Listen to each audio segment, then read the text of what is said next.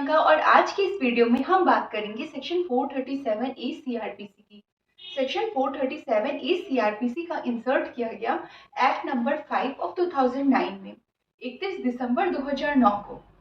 ये सेक्शन ये कहता है, before the conclusion of trial and before the disposal of appeal, the court trying the offence or the appellate court as the case may be shall require the accused to execute a bail with sureties to appear before the higher court as and when such court issue notice in respect of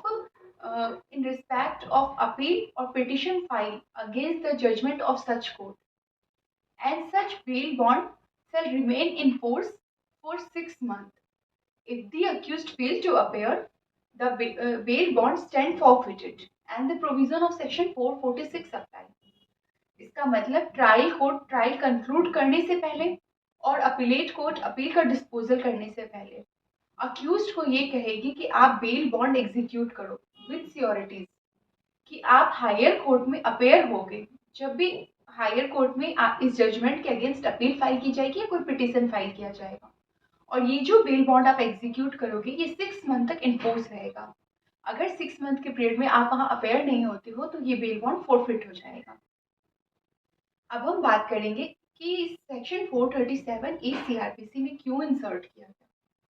section 437 A CrPC में insert किया गया 154th report of law commission के recommendation पे। अब law commission के 154th report ने ऐसा क्यों रिकमेंड किया? इस रिपोर्ट ने ऐसा इसलिए रिकमेंड किया क्योंकि गुजरात हाई कोर्ट ने state of Gujarat versus Harish Lakshman के केस में ये कहा, जितने भी कोर्ट्स हैं, trial court, appellate court, revisional court, जब अक्यूटल का जजमेंट पास करती है, यानी जब अक्यूज्ड को दोष मुक्त करती है, तो उन्हें उनसे बेल बॉन्ड एग्जीक्यूट करवाना है। और ये बेल बॉन्ड वो अक्यूटल के जजमेंट के 1 साल के अंदर कभी भी एग्जीक्यूट करवा सकती है। जब गुजरात हाई कोर्ट ने ऐसा ऑर्डर दिया तो सारी क्रिमिनल कोर्ट्स ने बेल बॉन्ड लेना शुरू कर दिया। फिर गुजरात हाई कोर्ट के इस ऑर्डर को चैलेंज किया गया, तो गुजरात हाई कोर्ट ने ओम प्रकाश तेक्षण Batra versus state of Gujarat के केस में अपनी इस डिसीजन को ओवररूल कर दिया। अब आई रिपोर्ट 154th लॉ कमीशन की। इस रिपोर्ट में ये क्लियर लिखा गया कि ये सेक्शन इसलिए इंसर्ट किया जा रहा है क्योंकि जब अक्यूज्ड को अक्विट किया जाता है, उसे दोष मुक्त किया जाता है, और उस अक्यूटल के अगेंस्ट जब अपील फाइल की जाती है और appellate court notice to appear देती है, तो ये नोटिस अक्यूज्ड को सर्व करना डिफिकल्ट हो जाता है। कॉमन सी बात है, अगर किसी को दोष मुक्त कर दिया गया है तो वो क्यों अपील के लफड़े में पड़ेगा, वो क्यों वापस कोर्ट के चक्कर काटेगा? एक खौफ तो होगा ना अंदर। तो ऐसे अक्यूटल के केस में अक्यूज्ड अपेयर नहीं होते। इवन नॉन बेलेबल वारंट भी अगर इशू कर दिया जाए तो उनकी अपेयरेंस सिक्योर करना डिफिकल्ट हो जाता है, इसलिए अक्यूज से ये बेल बॉन्ड एग्जीक्यूट कराया जाता है।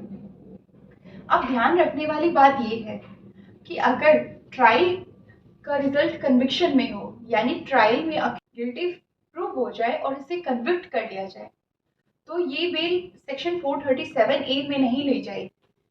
अब ध्यान रखने वाली बात ये है कि अगर ट्रायल में अक्यूज गिल्टी प्रूव हो जाए और इसे कन्विक्ट कर लिया जाए, और फिर उस कन्विक्शन से अगर अपील फाइल की जाती है और उसकी अपीयरेंस सिक्योर करवानी होती है, तो अक्यूज से बेल बॉन्ड सेक्शन 437A में नहीं लिया जाएगा।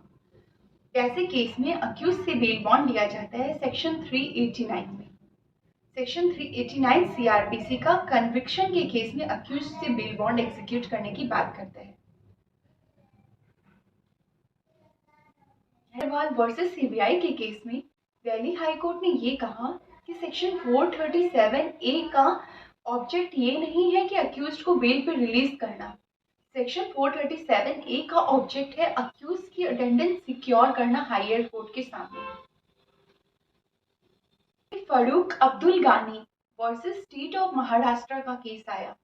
इस केस में बॉम्बे हाई कोर्ट के डिवीजन बेंच ने ये कहा कि सेक्शन 437A सिर्फ तभी एप्लीकेबल होगा जब अक्यूज्ड को अक्विट किया जाएगा, उसे दोषमुक्त किया जाएगा। अक्विटल से पहले ही बेल बॉन्ड एग्जीक्यूट कराया जाएगा। ये कन्विक्शन के केस में अप्लाई नहीं होगा। तो मुझे लगता है कि आप इस वीडियो के थ्रू इस सेक्शन को अच्छे से समझ गए होंगे। इस सेक्शन का ऑब्जेक्ट है कि जब अक्यूज्ड को अक्विट किया जाएगा, उसे दोष मुक्त किया जाए, उससे पहले एक बेल बॉन्ड एग्जीक्यूट करा दिया जाए विद श्योरिटीज कि अगर कभी अक्विटल की जजमेंट के अगेंस्ट अपील फाइल की गई तो अक्यूज्ड को अपीलेट कोर्ट में अपेयर कराया जा सके। वीडियो के बाद कुछ स्लाइड्स दिए गए हैं। उन स्लाइड्स में मैंने केस और केस की डिस्क्रिप्शन दी है। तो अगर आपको नोट्स प्रिपेयर करने हो तो मुझे ऐसा लगता है कि ये स्लाइड्स आपके लिए हेल्पफुल होंगे और आप इस सेक्शन को अच्छे से समझ पाए होंगे। और अगर फिर भी आपके मन में कुछ क्वेश्चन है सेक्शन 437 ए को लेकर या किसी और सेक्शन को लेकर के, तो प्लीज कमेंट बॉक्स में जरूर पूछें। और अगर आपको मेरा ये वीडियो अच्छा लग रहा है तो प्लीज मेरे चैनल को सब्सक्राइब करें और इस वीडियो को ज़्यादा से ज़्यादा शेयर करें। बेल आइकन दबाना ना भूलें ताकि न्यू वीडियो जब भी मैं अपडेट करूँ तो इसकी इन्फॉर्मेशन आपको मिले।